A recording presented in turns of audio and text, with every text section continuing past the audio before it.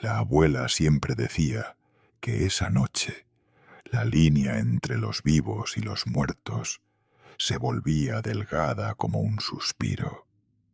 Y en San Felipe del Agua, un pueblo que apenas respiraba entre cerros y neblina, todos sabían que el 2 de noviembre no era solo para recordar, era para tener cuidado. El altar de la familia Morales era el más grande del vecindario. Candelas parpadeantes, pan de muerto, papel picado y retratos antiguos adornaban la mesa cubierta con un mantel bordado por manos ya enterradas. Los aromas a copal y cempasúchil eran tan densos que parecía que uno los podía cortar con los dedos. Mateo, el hijo menor, tenía 8 años y una mirada que parecía más vieja que sus huesos. Esa tarde había preguntado algo que heló a su madre. ¿Y si los muertos no quieren volver solo una noche? Nadie respondió. La abuela lo miró con los ojos entrecerrados, murmuró una oración apenas audible y cambió el tema.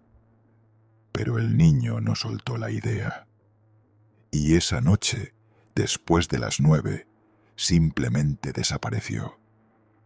Lo último que se supo de él fue que salió al patio trasero con una vela encendida, murmurando algo frente al altar.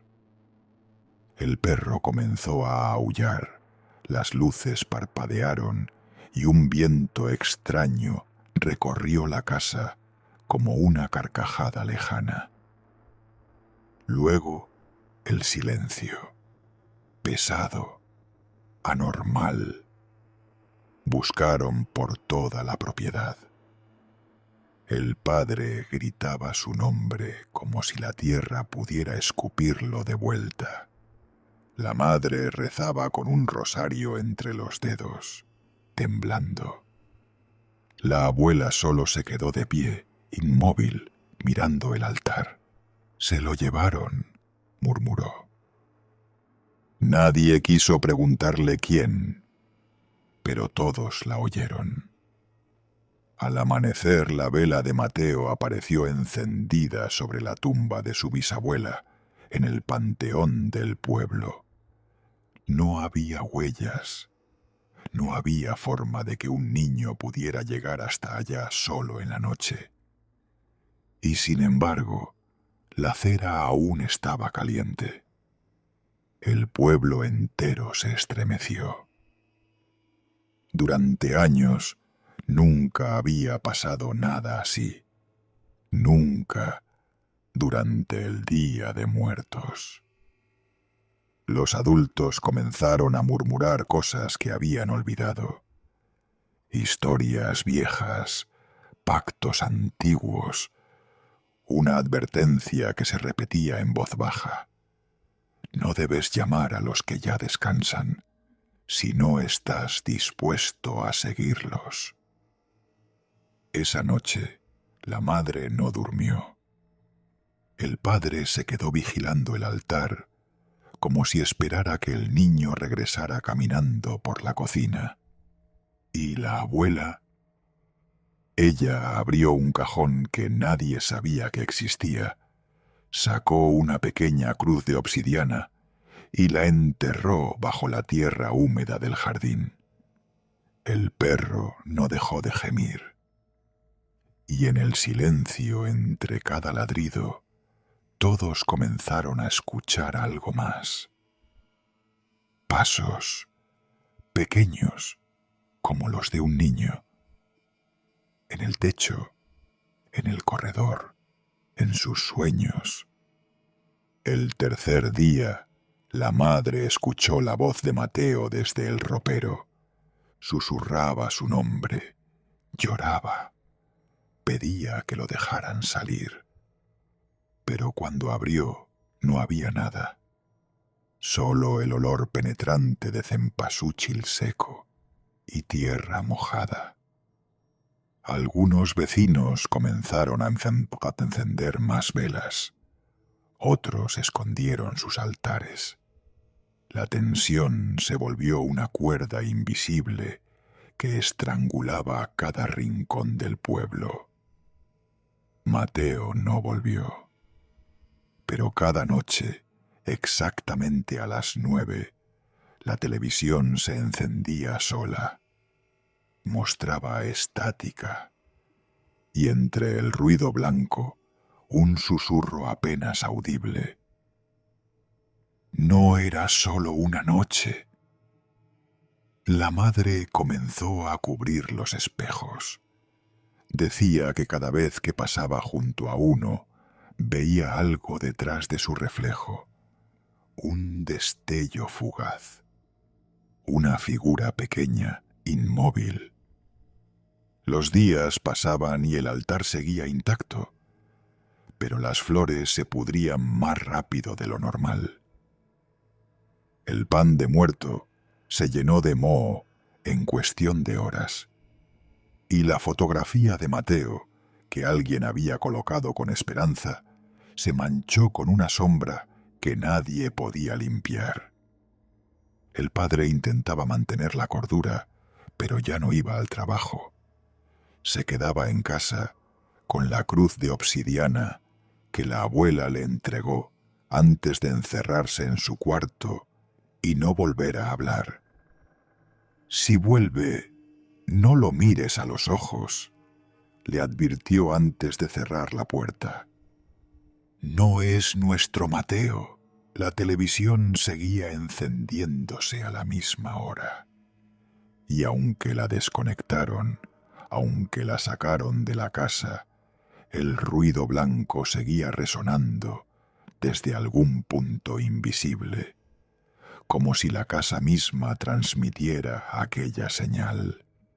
Una noche, la madre se sentó frente al altar. Encendió todas las velas, puso otra vez la comida favorita de su hijo y susurró: «Si estás aquí, si puedes oírme, vuelve». Algo se movió en la cocina. Un vaso cayó al suelo y se hizo trizas. La puerta del refrigerador se abrió con lentitud. Ella se levantó con el corazón apretado, conteniendo la respiración. Al girar hacia la cocina, lo vio. Mateo, parado bajo el marco de la puerta, empapado, con tierra bajo las uñas. «Tengo frío», dijo. Pero su voz no era la misma. Había un eco detrás, como si alguien más hablara al mismo tiempo. El padre bajó las escaleras corriendo. Se quedó paralizado al verlo. Intentó abrazarlo, pero Mateo retrocedió. «No toques», susurró. «Si me tocas, él se enoja». La madre rompió en llanto, pero no se acercó. Recordó las palabras de la abuela, y algo en sus entrañas le gritaba que eso no era su hijo. Mateo, o lo que fuera que estaba usando su forma, les pidió algo, una cosa que heló la sangre de ambos padres. Él dice que quiere más velas, más puertas abiertas y más niños. Al día siguiente, el padre fue a ver al sacerdote del pueblo. Le rogó ayuda. El cura, un hombre mayor con cicatrices en el alma, palideció al escuchar los detalles. «Eso no es nuevo», dijo en voz baja. «Pasó hace muchos años, cuando un niño desapareció durante el Día de Muertos, y luego otros más. Tuvimos que sellar el panteón viejo. Nadie debía saberlo. El padre exigió una explicación, pero el cura solo le entregó un pequeño libro envuelto en tela negra. Si ya cruzó, no hay forma de traerlo de vuelta sin consecuencias. Y si sigue aquí, entonces ustedes ya no están solos en esa casa. Esa noche, la madre dejó de dormir. El padre comenzó a marcar símbolos extraños en las paredes. Y la abuela no salió de su cuarto, ni siquiera cuando la puerta comenzó a crujir sola cada madrugada. Los vecinos decían que escuchaban risas infantiles, flotando en la calle después de la medianoche, y que en las casas donde había altares, las fotos comenzaban a moverse solas. En San Felipe del Agua, nadie quería celebrar el Día de Muertos al año siguiente, pero el 2 de noviembre llegó igual, y con él otra desaparición. Una niña vecina de los Morales, 5 años, se llamaba Jimena, y su vela también apareció, encendida, sobre la tumba sellada del Panteón Viejo. Esa noche, los rezos se mezclaron con gritos. El pueblo entero se sumió en una histeria muda, como si supieran, sin admitirlo, que el mal ya no caminaba entre ellos, lo habitaba. El padre de Mateo no volvió a casa. Se quedó en la iglesia, durmiendo junto al altar mayor, leyendo el libro que el cura le entregó. Sus páginas hablaban de un umbral que se abría cada año cuando las almas regresaban. Pero algunas no venían solas. Venían arrastradas por algo más antiguo, algo que no olvidaba. «No quiere ser recordado», decía una anotación temblorosa en el margen. «Quiere ser obedecido». En la casa de los Morales, la madre ya no respondía cuando la llamaban. Caminaba como sonámbula. Encendía velas en lugares donde no había altares. Y hablaba sola, murmurando palabras en náhuatl que nadie le había enseñado. La abuela murió 3 días después de la desaparición de Jimena.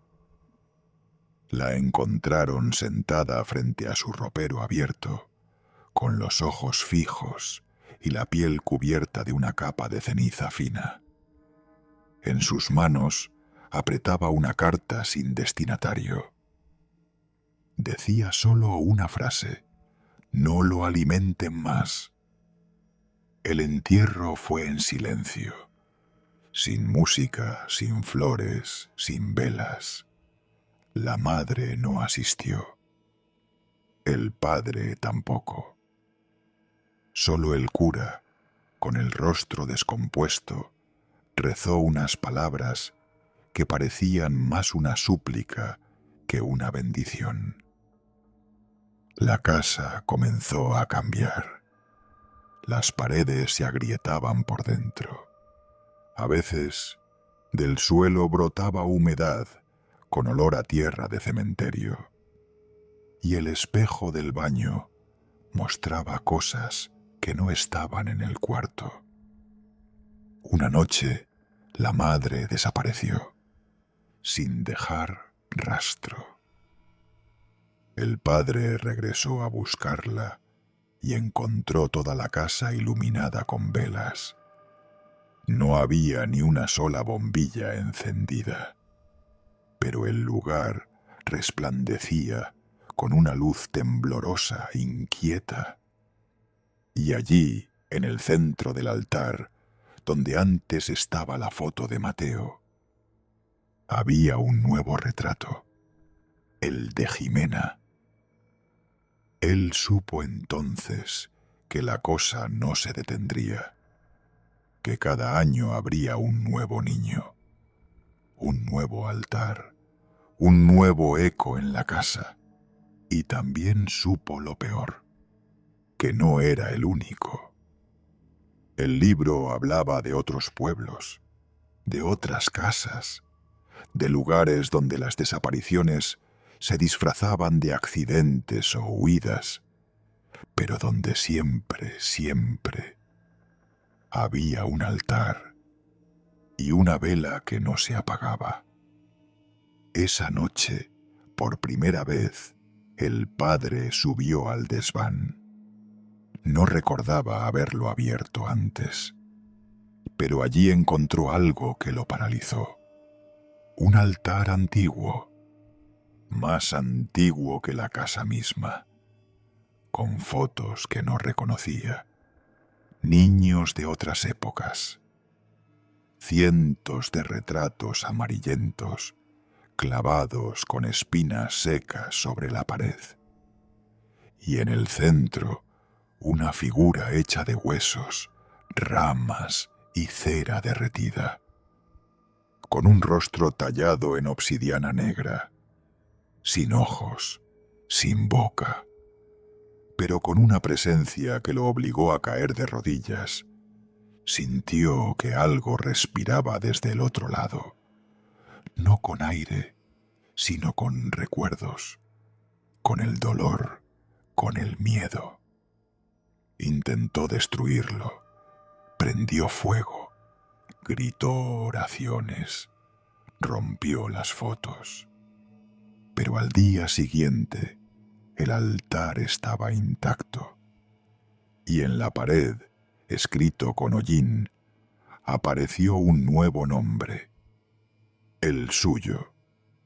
Sabía que hacerlo solo extendería el mal a otro sitio. Se quedó en la casa, vigilando cada rincón, con los ojos rojos de no dormir, el alma colgando de un hilo. Durante los días siguientes comenzó a notar algo más. Las velas se encendían solas, pero solo cuando él pensaba en su hijo, no cuando lo decía en voz alta, solo cuando lo recordaba con dolor, como si aquello que habitaba la casa se alimentara de esa tristeza, como si el altar no fuera para honrar, sino para consumir. Cada pensamiento, cada lágrima, cada culpa que se aferraba a su pecho, lo sentía drenarse como un hilo invisible que salía de su piel. El cura le propuso sellar la casa, encerrar el altar, bendecir cada esquina, enterrar la cruz de obsidiana bajo el altar original. Pero la noche anterior al ritual, el cura no apareció. Lo encontraron al amanecer en los escalones de la iglesia, con los ojos arrancados. En sus manos apretaba un solo objeto, una vela encendida. El padre ya no lloró, solo entendió. La cosa no podía ser expulsada, no sin precio, no sin ofrenda. Esa noche bajó al desván con una decisión rota y un corazón vacío. Llevaba la foto de Mateo en una mano y en la otra la cruz de obsidiana. Colocó la cruz sobre la figura de huesos y se arrodilló. Susurró una sola frase: «Tómame a mí. Déjalos en paz». El silencio que siguió fue absoluto. Ni un insecto, ni un crujido, ni el más leve respiro del mundo. Y entonces algo cambió. Las velas se apagaron una a una. La figura se desmoronó en polvo. Las fotos se quemaron en silencio. Al amanecer, la casa estaba limpia, sin olores, sin sombras, sin recuerdos. Solo quedaba una vela, encendida, y la foto de Mateo, con una sonrisa distinta, nueva, viva. Desde entonces, nadie volvió a desaparecer en San Felipe del Agua. El Día de Muertos regresó a ser una fiesta de luz. Pero cada año, justo a las 9 de la noche, una vela se enciende sola en el Panteón Viejo. Y si uno se acerca lo suficiente, puede escuchar una voz apagada repitiendo: Él cumplió. Nosotros esperamos. Faltan muchos altares. Si te ha gustado, deja tu like, suscríbete y activa las notificaciones para no perderte los próximos relatos. Aquí, cada historia está pensada para escucharse en silencio y preferiblemente a oscuras.